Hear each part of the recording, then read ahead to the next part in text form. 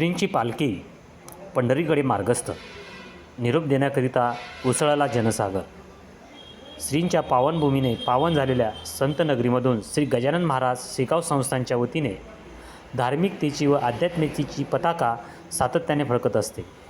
होऊ घातलेल्या आषाढी एकादशीच्या दृष्टीने श्रींची पालखी आज सकाळी 7 वाजता विधिवत पूजन होऊन श्रींची पालखी पायदळ दिंडी अश्व ध्वज पताका घेऊन 700 पायदळ वारकऱ्यांसह श्री क्षेत्र पंढरपूरकडे सकाळी रवाना झाली.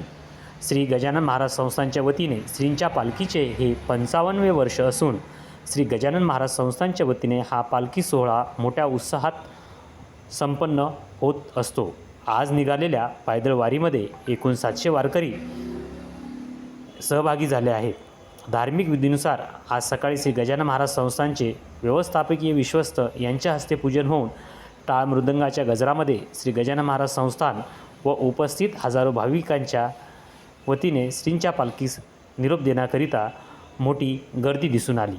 आज श्रींची पालखी तीर्थक्षेत्र पंढरपूर येथे जाणार असल्याने असंख्य भाविकांचे श्रद्धास्थान असलेल्या विदर्भ पंढरीमध्ये श्रींच्या पालखीस निरोप देण्याकरिता जनसागर उसळला होता.